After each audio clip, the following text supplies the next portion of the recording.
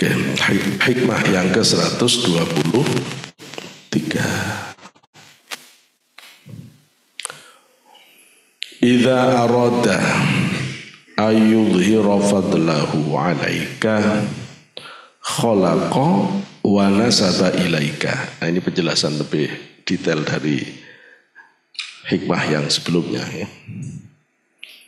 Idza arada, ketika Allah menghendaki, ayyudhira, untuk menampakkan siapa Allah, fadlahu, fadlnya Allah, karunia Allah, keutamaan Allah, alaika, atas kamu, khalaqa, mencipta siapa Allah, wa nasaba, dan menyandarkan siapa Allah, ilaika, kepadamu.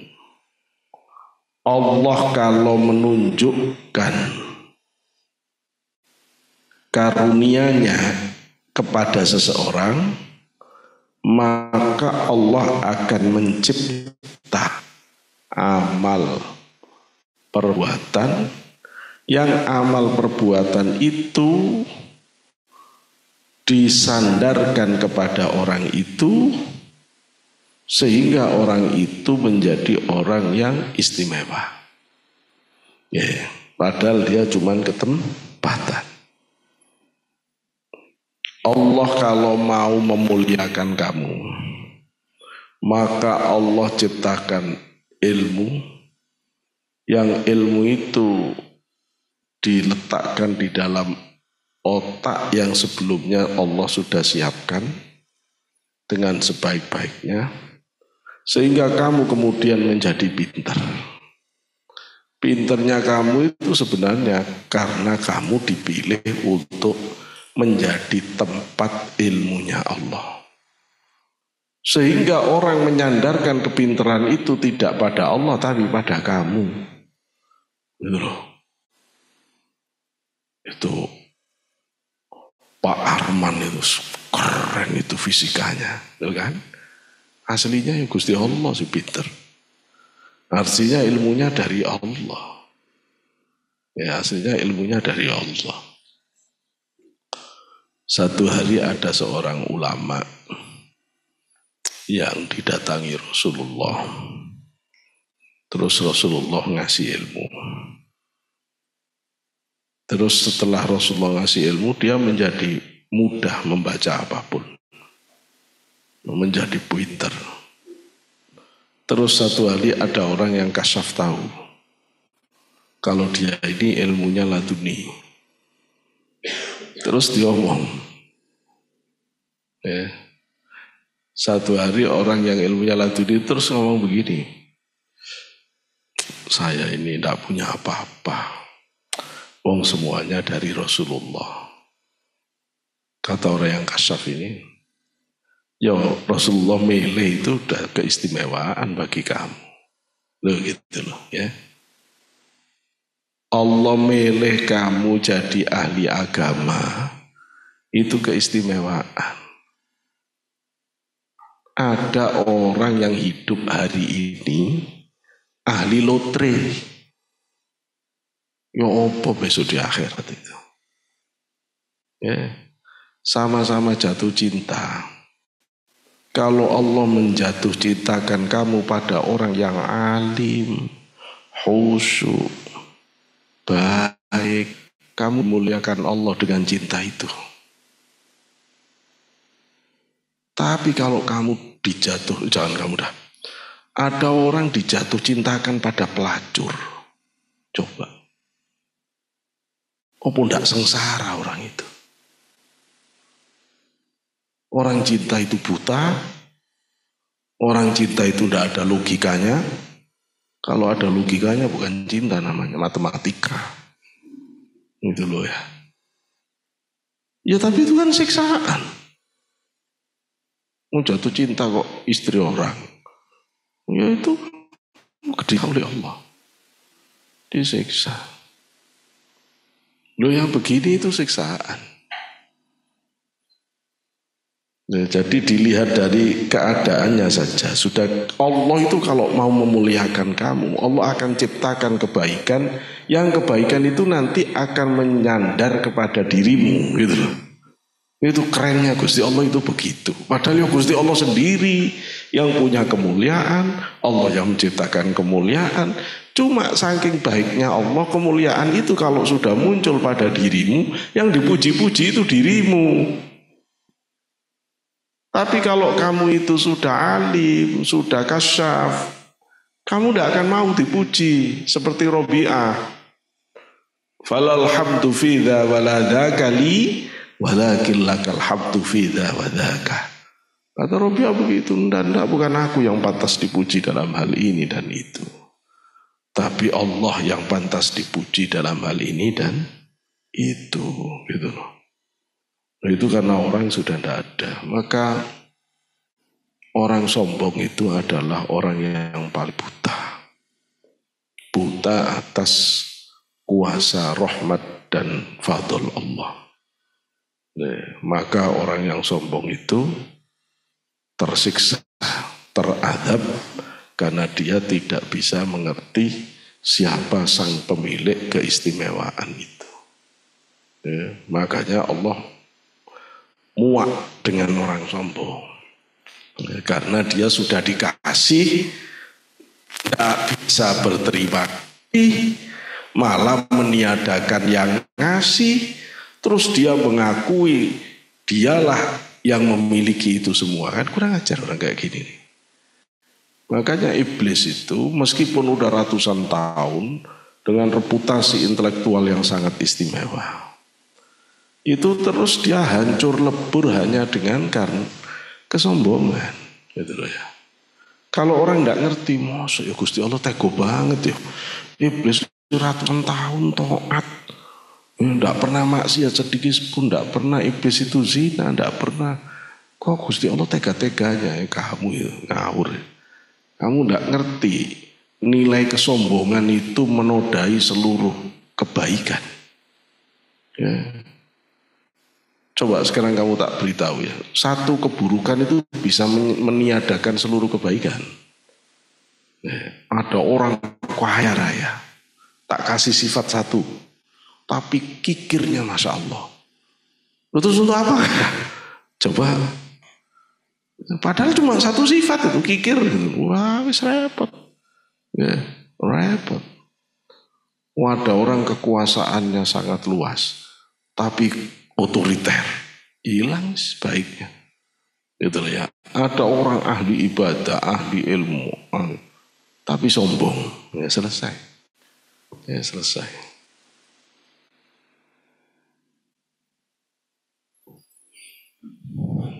Aidza aradallah, yakni ketika Allah menghendaki subhanahu maha suci Allah, ayyudhira, untuk menampakkan siapa Allah, fadlahu, pada keutamaan Allah, wa ihsanahu, pada kebaikannya Allah, alaika, atas kamu, ayyuhal murid, wahai murid, khalaqa, Allah menciptakan al-amala, amal as-salihah yang baik, fika, padamu. Tiba-tiba kamu bisa rajin ibadah sholat malam, tiba-tiba kamu jadi bagus sekali. Tiba-tiba kamu itu loh, baca ayat Quran langsung hafal, baca kok cepet banget kamu jadi hafal Quran. Ya. Kok cepet banget kamu itu jadi hafal alfiyahnya. Oh, memang kamu ini Allah sedang mencipta penghafal alfiyah. Dan kamu termasuk yang dipilih untuk itu. Oh, Allah sedang memang mencipta hafal Quran. Dan kamu kepilih menjadi itu. Itu loh. Aslinya ya Allah. Cuma ketika sudah hafal Quran, Quranmu hafalannya bagus, yang dipuji orang tidak muji-muji Gusti Allah. Ya. Itu karena manusia pandangannya dangkal, tidak mampu melihat yang terdalam.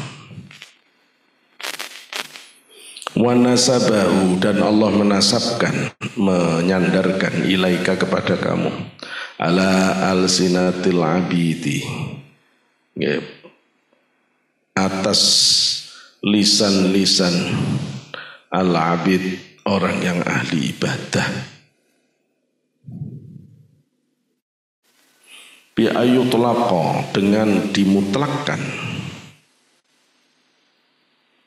alsinatuhum, lisan-lisan mereka, bi annaka, karena sesungguhnya kamu itu muti'un, orang yang taat. Clear ya? Fayambaghi, maka seharusnya, adalah keharusan laka bagi kamu, antasyhada, untuk menyaksikan siapa kamu, hadzal fadla, pada karunia Allah al-azima, yang agung, watas, dan malu, dan kamu seharusnya malu, mimmaulaka, terhadap Tuhanmu Allah, al-karimi, yang maha pemurah.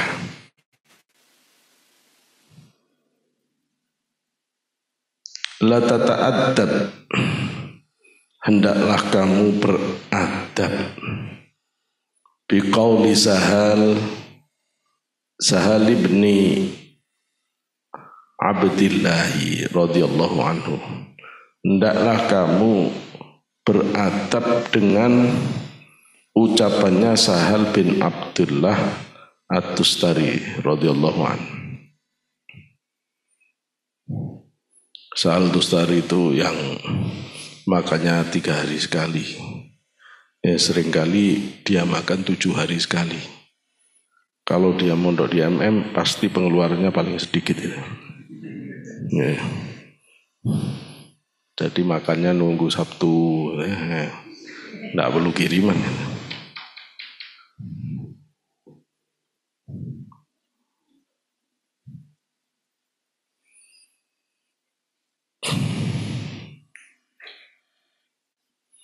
Idza amila al-abdu hasanatan, apabila seseorang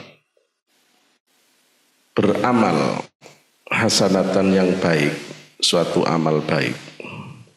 Kalau seseorang beramal satu amal kebaikan, waqala, dan berkata dia, ya Rabbi, anta bifadlika ista'maltu wa anta a'antu ya, wa anta sahaltu, syakarallah. Loh, kalau syakarallah,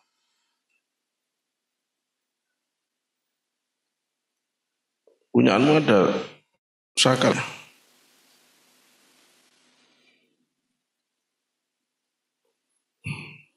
Tapi di sini syakarallahu, ya tidak apa-apa sih, Gusti Allah juga bersyukur memang. Ya.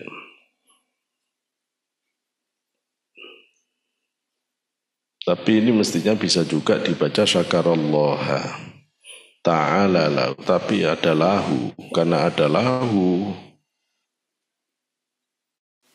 Betul, kalau ada lahu berarti syakarallahu ta'ala lahu dzalika. Ya Rabbi, wahai Tuhanku,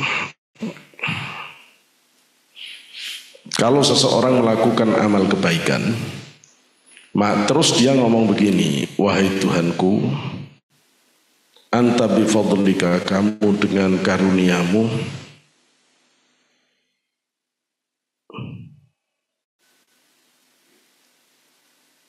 istakmaltu, aku bisa berbuat,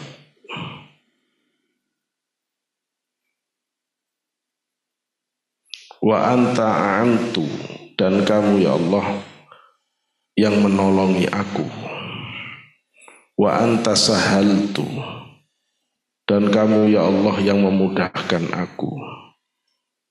Kalau kamu ngomong begitu, syakarallahu ta'ala lahu, maka Allah mensyukuri kepada kamu pada keadaanmu yang demikian ini. Kamu bisa amal baik dan kamu mengembalikan segala kebaikan itu kepada Allah.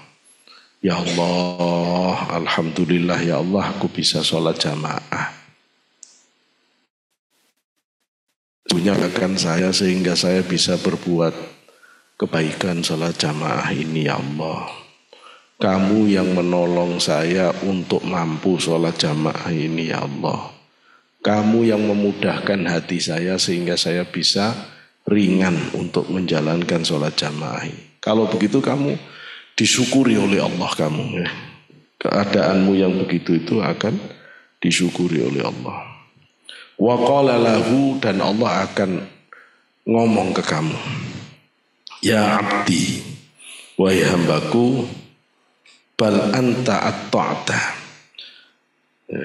Bahkan kamulah yang orang yang taat itu. Bahkan kamulah yang taat itu. Wa anta taqarrabta. Kamulah yang mendekatkan diri kepada Allah itu. Wa idzan, kalau kamu ngomong begitu, kamu akan disyukuri oleh Allah dan Allah puji kamu dengan menempelkan ibadah itu ke kamu. Ya, ketika kamu mengatakan, ya Allah saya bisa ibadah begini ini semua karena karunia-Mu ya Allah. Kalau begitu kamu, Allah akan balas. Enggak, ini semuanya bentuk ketaatanmu. Ini semuanya adalah bentuk perjuanganmu dalam mendekatkan diri kepadaku. Itu. Wa idza nadhara ila nafsi, tapi kalau orang itu dalam berbuat menyandar kepada dirinya, pada nafsunya, pada dirinya. Wa qala, dan dia mengatakan, ana amiltu, aku yang berbuat. Wa ana ta'tu, aku yang taat ini. Wa ana taqarrabtu, aku yang mendekatkan diri kepada Allah. A'radallahu ala anhu, maka Allah akan berpaling pada orang yang merasa bisa sholat, bisa zikir, bisa puasa, bisa ngatamin Quran. Allah tidak senang. Kenapa? Karena amalnya menumpu kepada dirinya sendiri. Wa qala, kemudian Allah akan mengatakan pada orang itu, ya abdi, hei hambaku, ana waqaftu, ana waqaftah, hei hambaku, aku sebenarnya yang mendudukkanmu pada ibadah seperti itu. Bukan kamu yang ahli, bukan kamu yang ahli sholat. Aku milih kamu menjadi orang bisa sholat. Bukan kamu yang menjadi penghafal Quran, aku yang milih kamu menjadi penghafal Quran. Oh, dibantah oleh Allah. Wa ana anta, aku yang bantu nolongin kamu untuk bisa itu. Wa ana sahalta, aku yang membuat itu menjadi mudah. Gitu ya. Gini. Apa cirinya kamu itu menjadi ahli di bidang sesuatu? Cirinya adalah kamu belajar itu mudah. Itu cirinya. Jadi kalau kamu masih bingung, aku ini sebenarnya ahli apa ya? Teman-teman itu belajar matematika langsung pintar, memang ahli matematika. Wong semula itu dari desa. Wong dia Canva, langsung iso. Temennya sih repot, dia langsung bisa. Itu cirinya orang yang memang dicipta Allah untuk itu. Itu. Diajarin buat bakso itu. Yang lain itu nggak jelas rasanya. Loh, dia langsung jadi. Oh, memang ahli bakso orang ini gitu lah. Ahli bakso ini. Yo jangan ngeremehkan kalau nanti dia punya pabrik bakso. Oh, gitu loh ya. Jadi begitu. Kamu itu kalau memang Allah letakkan rizkimu di kaki, Nggak usah ketemu bola beneran. Ketemu apa ini? Gelas bekas minuman itu loh, nendangnya udah keren. Nendangnya keren. Belajar sepak bola sebentar saja udah bisa, tendangan pisang bisa. Gitu loh ya, yang nyelindut gitu. Bisa gitu loh ya. Coba orang yang memang ditakdir Allah punya suara bagus, ngorok aja ada lagunya gitu loh ya. Ngorok aja ada lagunya, ngoroknya enak. Ngoroknya enak, mendengkurnya itu loh enak. Ya apa? Coba kalau orang memang tidak diberi oleh Allah kemampuan di situ. Mbok kamu tiap pagi latihan kiroah. Begitu pegang mic pujian, lari semua teman-temanmu. Iki jane ujian apa medeni kancane gitu loh. Jadi itu kan. Belajar juga begitu belajar itu. Kamu kalau belajar tafsir ini, kok susah banget paham. Tapi belajar hadis tuh kok seneng ya. Memang kamu bagian hadis kalau gitu. Udah jangan diteruskan kamu mendalami ilmu tafsir. Nggak jadi kamu kalau gitu. Ya. Kamu harus tahu passionnya. Ya. Kenapa Pak Sotik itu kok lebih milih ke akhlak tasawuf? Saya udah ngerasa. Dari kecil saya ngerasa. Ya. Ketika dulu saya di BAI, saya ketemu pelajaran kok gak seneng ya. Saya itu dari SPG, jadi saya pendidikan itu udah lengket dari SPG-nya udah lengket. Ketika di PAI dia ketemu ilmu pendidikan lagi udah dosennya, asistennya sampai marah-marah kalau saya tanya. Ya, karena saya udah hafal semua. Ya, teori-teori pengembangan kurikulum, psikologi perkembangan, psikologi pendidikan saya hafal. Di SPG itu lebih ketat ya, cara belajar ilmu pendidikannya. Tapi saya nggak seneng karena nggak menantang, ilmunya begitu-begitu saja. Terus ketemulah psikologi dalam.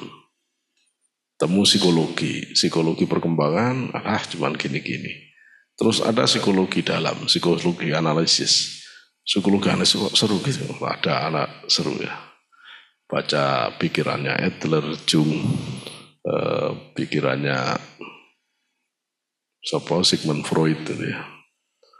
Tapi tak pikir-pikir, terus saya ketemu filsafat, seruan filsafat, lebih keren filsafat. Wah, orang kalau ilmu sosial kan top-topannya ilmu itu filsafat. Kalau orang udah pintar filsafat itu udah keren ya. Di antara mahasiswa itu kalau orang menguasai filsafat terus ngomongnya itu sistematis dalam, itu cewek-cewek udah seru itu ngelihatnya. Ini keren orang gitu ya. Dulu senang filsafat. Tapi saya kalau baca filsafat umum itu selalu ada mentoknya. Kok gak enak ya. Terus kalau filsafat Islam itu senang. Kayaknya kesini nih. Tapi begitu belajar filsafat terus filsafat ini kok gak jelas. Mikirnya dalam begini tapi sumbernya kemana? Wah ini bahaya ini.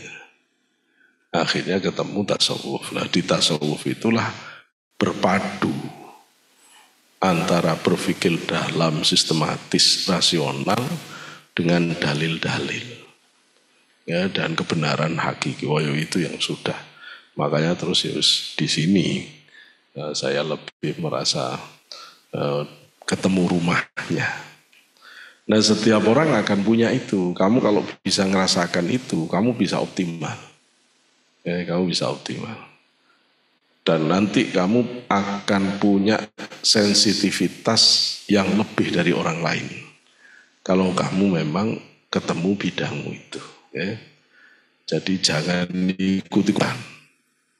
Teman senang hadis.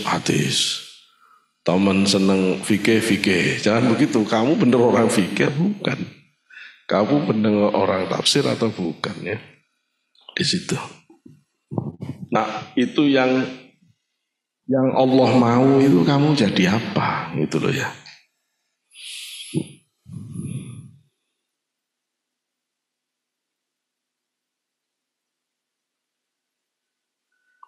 Jadi kalau kamu melakukan kebaikan, kamu kemudian menyandarkan kepada Allah, Allah akan sandarkan perbuatan itu kepadamu, itu intinya.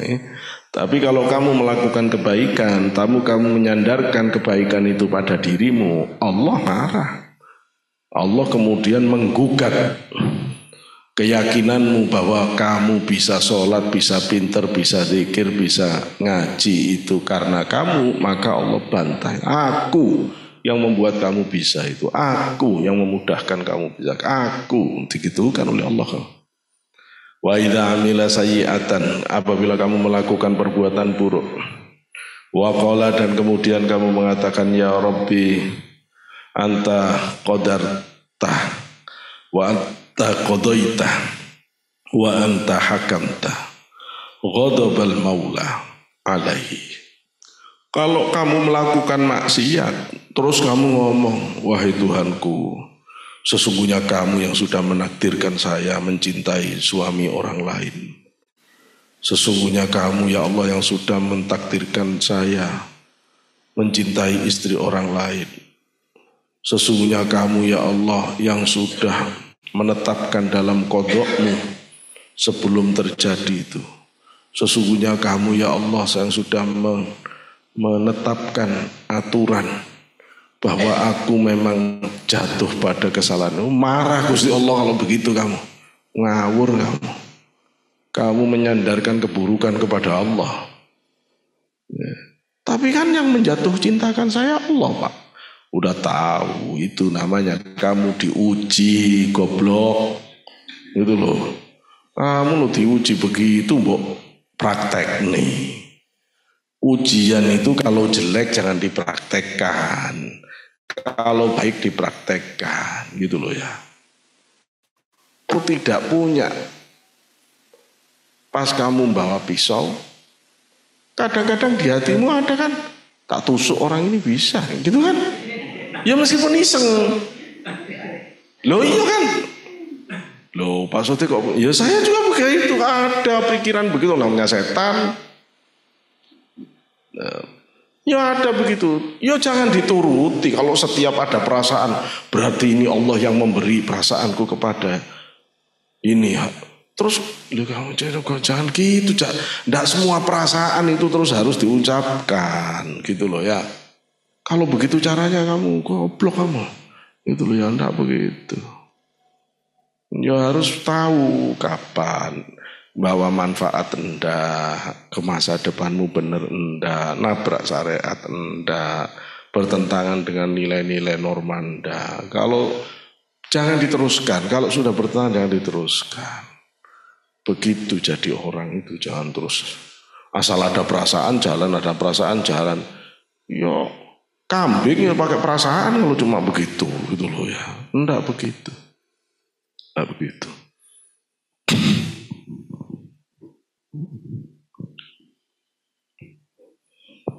Kalau orang melakukan keburukan kemudian menyandarkan keburukan itu kepada Allah, ghadabal maula alaihi, maka Allah akan marah kepada orang itu. Wa qala lahu, dan Allah akan mengatakan pada orang itu, ya abdi, hambaku, bal anta sa'tah, kamu yang melakukan keburukan, enak ae. Wa anta jahiltah, kamu yang goblok itu, kamu yang bodoh itu kamu. Wa anta asaita, kamu yang berbuat durhaka, dosa itu kamu, enak nyandarkan ke Allah. Wa idza qala, dan ketika orang yang melakukan keburukan itu mengatakan, ya Rabbi, wahai Tuhanku, ana dzalamtu, aku telah zalim ya Allah pada diriku ya Allah. Aku ini kok gendeng ya Allah ya, kok jatuh cinta kok pada suami orang, pada istri orang, kok goblok men, kok gak ono lanangan dia, kok bodoh banget saya ini, kok kayak gak ada perempuan lain. Nah itu kamu terus sadar, itu namanya sadar, kok gak waras gini aku ya Allah, gitu loh ya, kok gak waras gini saya ya Allah. Itu sadar kamu gitu itu. Wa ana sa'tu, aku ya Allah yang berbuat buruk ini, aku ya Allah. Wa ana jahiltu, aku yang bodoh ini aku ya Allah. Ya. Aqbala al-maula alaihi, Allah bakal nerima. Ya, meskipun kamu salah, Allah tetap nerima. Ya. Kalau kamu ngaku salah. Waqala, dan Allah akan berkata, ya abdi, wahai hambaku, ana kodo itu, aku yang sesungguhnya sudah menetapkan kamu kepleset berbuat salah itu. Ya. Wa ana qadartu, aku sudah menetapkan sejak kodoknya begitu. Aku juga yang sudah menetapkan dalam takdir kodarnya begitu. Wa qad ghafartu, karena itu, karena kamu sadar bahwa kamu merasa hina, salah, padahal sebenarnya aku yang menetapkan, maka aku ampuni kamu. Ya. Wa halumtu, dan aku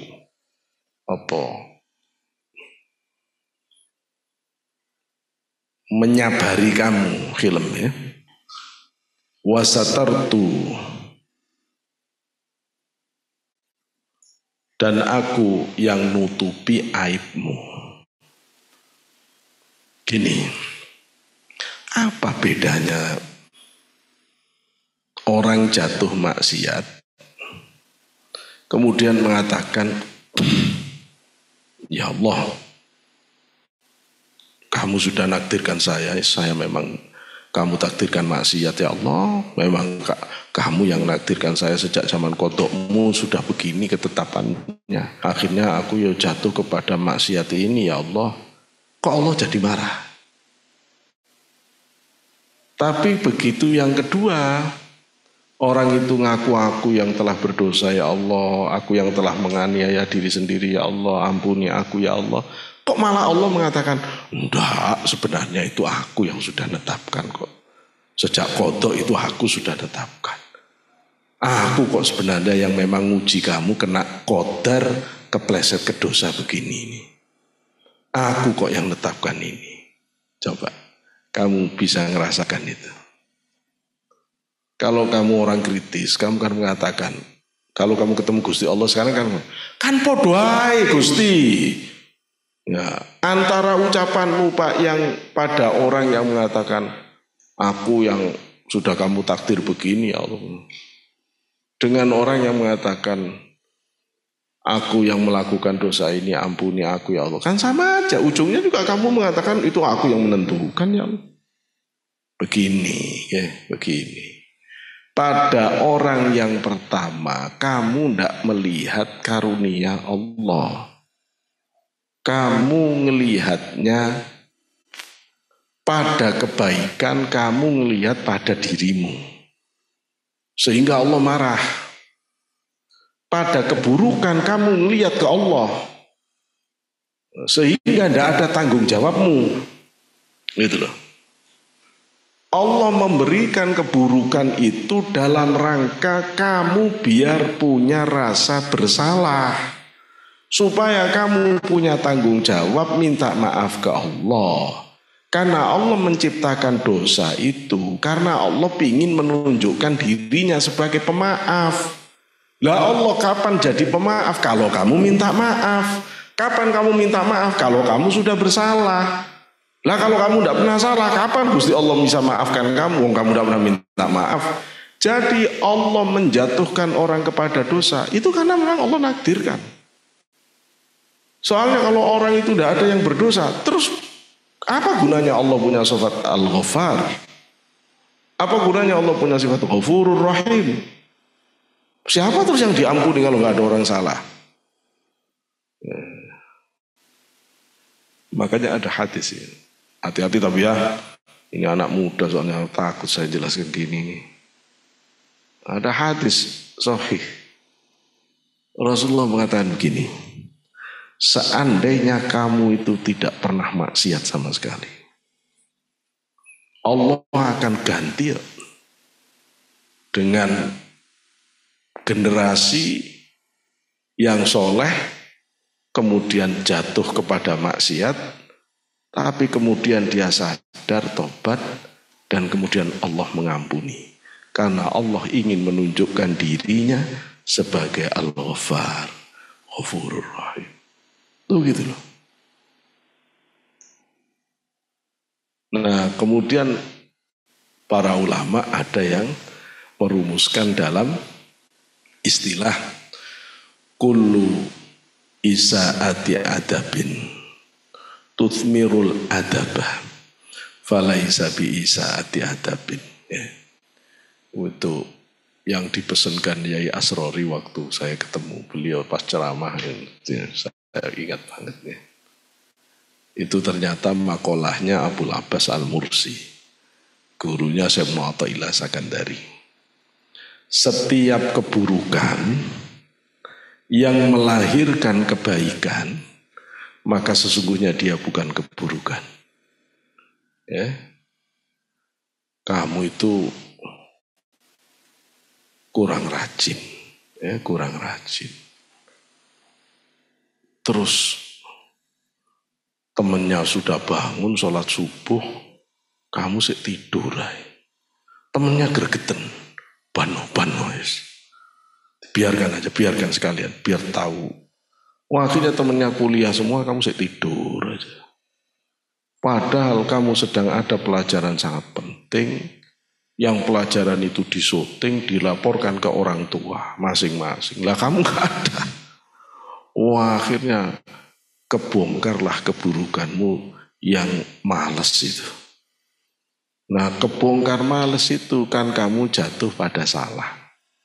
Membuat kamu malu seumur hidup, merubah total dari kemalasan, berubah menjadi komitmen cukup sudah. Cukup aku nakal, cukup aku gendeng, cukup aku cukup. Ini waktunya aku bertitik balik menjadi orang baik. Terus kamu menjadi baik. Ini sebenarnya kejatuhnya kamu pada salah itu sebenarnya bukan keburukan. Itu cara Allah untuk memunculkan kebaikan yang banyak. Jadi gitu. Apa kata Pak Yahya kemarin, guilty feeling. Ya. Rasa bersalah itu kalau melahirkan kebaikan, dia positif. Tapi kalau guilty feeling itu menghasilkan kekecewaan, frustasi, depresi, bunuh diri, setan. Tapi kalau orang tidak punya rasa bersalah, itu bukan orang, salah, tidak merasa bersalah, gitu loh ya. Jadi yang di situ itu harus bisa difahami. Oh, jam segini cepet teman ya. Saya kira saya tidak berani kalau udah jam segini nambah lagi ya. Tidak apa-apa, dikit-dikit nih. Mudah-mudahan apa yang kita kaji ini dijadikan ilmu yang manfaat ya. Saya ngaji hikam ini tidak terlalu terlalu uraiannya tidak terlalu fokus pada kajian tasawuf secara mendalam benar ya. Karena kamu banyak yang muda-muda, sehingga lebih banyak saya bawa ke suasana kamu supaya tetap bisa lebih manfaat ya. Saya kira ini mudah-mudahan semuanya senantiasa mendapatkan bimbingan dari Allah ya, terpilih menjadi orang-orang yang senantiasa lurus di jalan Allah Subhanahu wa taala. Wa akhiran wallahu muwaffiq ila aqwamit thoriq. Wassalamualaikum warahmatullahi wabarakatuh.